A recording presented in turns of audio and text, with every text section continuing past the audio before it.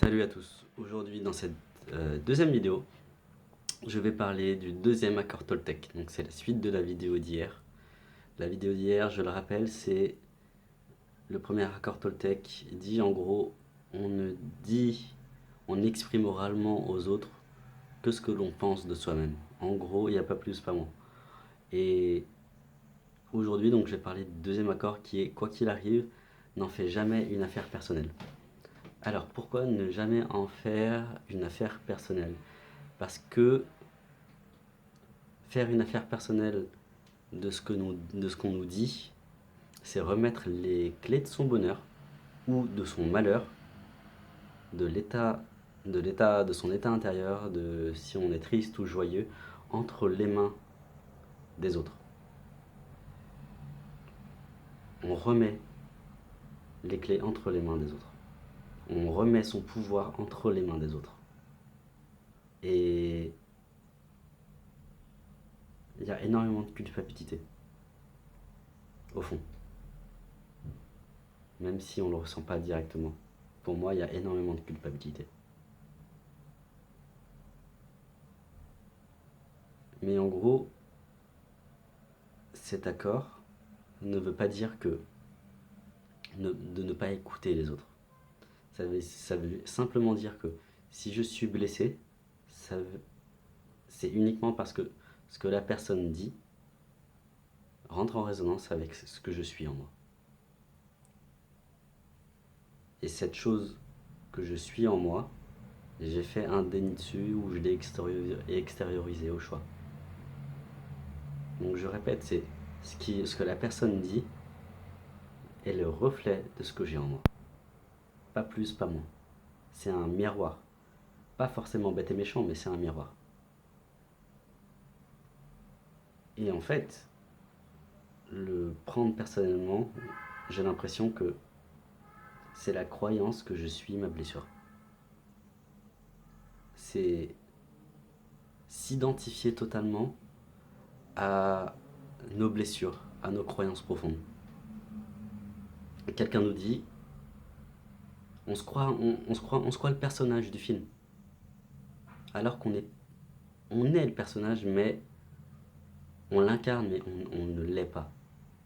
Pour moi, il y a la différence entre qui on est et ce qu'on est, au-delà de notre identité. Et pour moi, c'est deux choses totalement différentes. Et en gros, c'est le message de fond que je veux transmettre, c'est que quoi qu'il arrive dans ta vie, tu ne seras jamais touché par quoi que ce soit. Ce que tu es au fond de toi ne sera jamais blessé, n'aura jamais de croyance, n'aura jamais de haut ou de bas. Ça sera toujours au-delà de tout, en dehors de tout le labyrinthe, de toutes les vagues de l'océan. Et c'est l'invitation de cet accord en fait.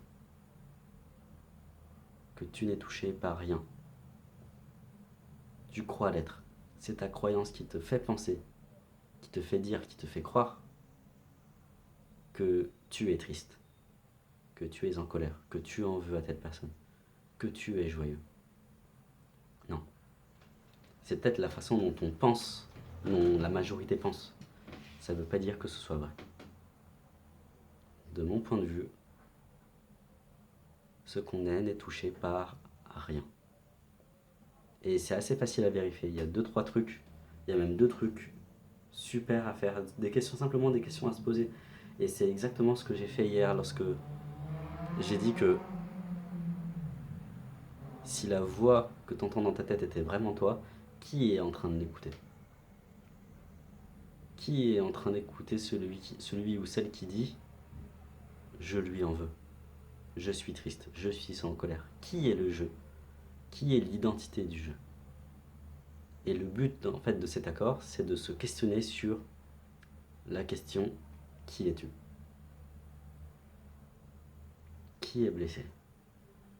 Donc on va prendre l'exemple avec quelqu'un où vous faites la même activité et cette personne-là l'a réussi mieux que toi. Il va beaucoup plus vite, il a l'habitude ou peu importe, et il finit et il veut venir t'aider. Et toi, là, tu le prends personnellement. Tu te sens blessé, tu es blessé, tu es triste, en colère, peu importe les émotions qui arrivent. Tu prends en compte, tu te crois attaqué par la personne en gros.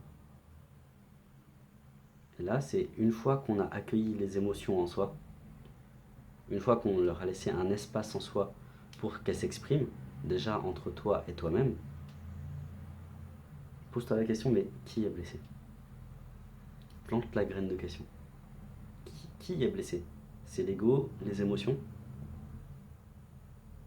Et là, c'est la blessure émotionnelle qui arrive, l'enfant intérieur blessé.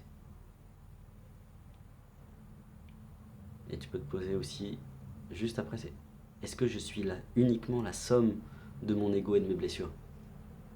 Et de mon corps? Est-ce que je ne suis que mon corps, mes émotions et mes pensées? Et le but, c'est vraiment d'intégrer le mental à ce processus de guérison, à ce processus de questionnement pour qu'il voit lui-même lui-même ses limites. Donc, est-ce que je suis la somme de mon corps, de mes pensées, de mes émotions? Bah non. Je sens la réponse spontanée en moi, le message intérieur que j'ai quand je me pose cette question, c'est que je suis beaucoup plus vaste que ça. Je suis beaucoup plus vaste que ma croyance dans ma propre limitation. Et ça, c'est déjà... Ça me montre déjà, vibratoirement parlant, ça m'offre la compréhension qu'il y a une distance entre celui qui est blessé et ce que je suis, vraiment. Et il suffit juste de se laisser aller dans la question.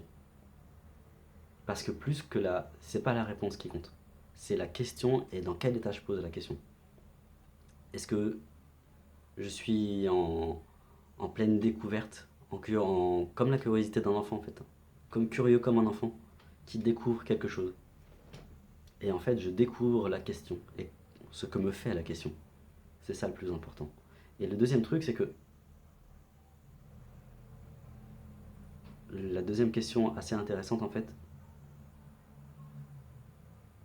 c'est à quoi ça me sert de prendre personnellement ce que la personne me dit?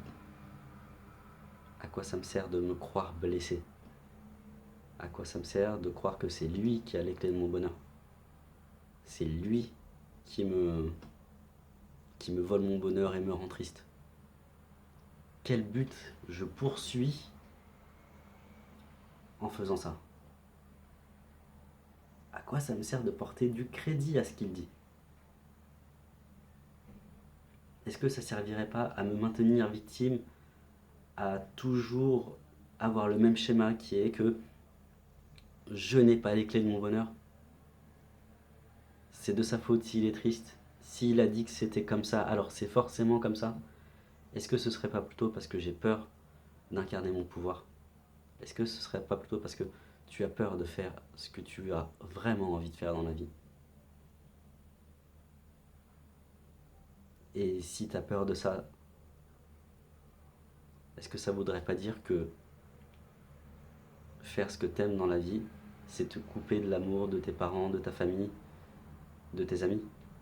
Parce que tu irais à l'encontre de ce qu'ils t'ont toujours enseigné, de comment ils t'ont éduqué. Donc tu vois, c'est des questions géniales à te poser. Parce que tout est remis en question par la question elle-même. Tout est remis en question par ce qui est, par la vie elle-même. Et c'est juste se poser la question, c'est s'ouvrir à un champ de possibilités que tu n'envisageais pas jusqu'à présent. Et en fait, au fond, je porte du crédit à ce que la personne dit pour être coupé du bonheur.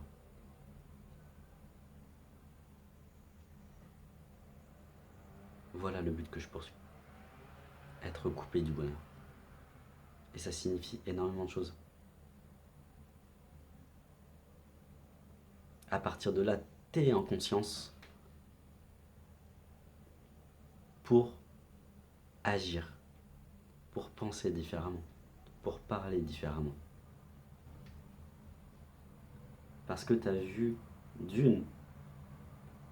que la part de toi qui était blessée, ce n'était pas toi. Qu'il y avait une distance entre le sujet observé et l'observateur. Ce que tu es est l'observateur qui se trouve hors de toute cette tornade émotionnelle de pensée. Et ensuite, ça veut dire que tu es beaucoup plus large que ce que tu crois. Que tu n'es pas victime. C'est la part de toi qui se croit victime. C'est pas pareil. Et là, une troisième question à se poser assez marrante, c'est pour vraiment court-circuiter le mental et arrêter de prendre personnellement, c'est où est-ce que je ressens mon bonheur? Où est-ce que tu ressens ton bonheur? Et encore une fois, intégrer le mental à ce processus de guérison, c'est vraiment génial parce que on va voir ses limites. Il va voir lui-même ses limites. Et ça va ouvrir un champ de perception. Donc, où est-ce que je ressens mon bonheur maintenant? Est-ce que je le ressens dans cette poignée de fenêtre? Non. Est-ce que je le ressens dans ce téléphone? Non. Mais du coup, où est-ce que je ressens mon bonheur?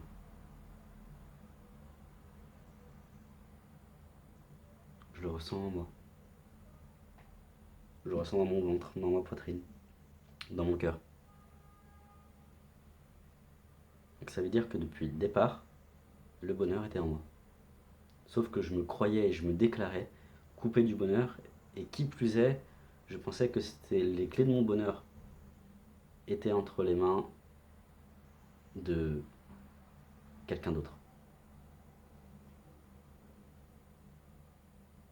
Donc, mon amour, l'amour que j'avais pour moi dépendait des autres. J'étais esclave de leurs paroles. S'ils m'encensaient, alors j'étais heureux. S'ils me critiquaient, j'étais malheureux. Triste, en colère, peu importe l'émotion.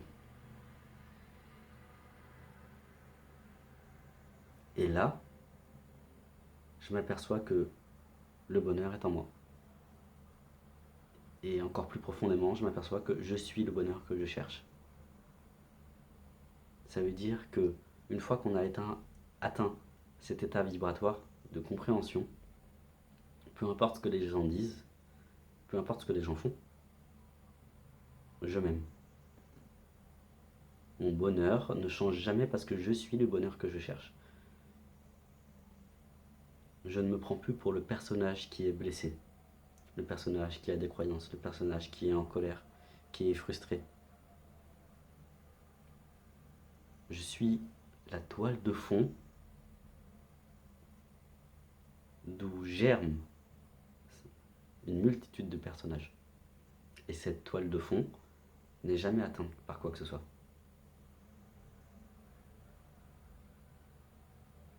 Et là, on se questionne sur l'identité, sur le qui je suis de manière profonde. Et on touche quelque chose d'énorme.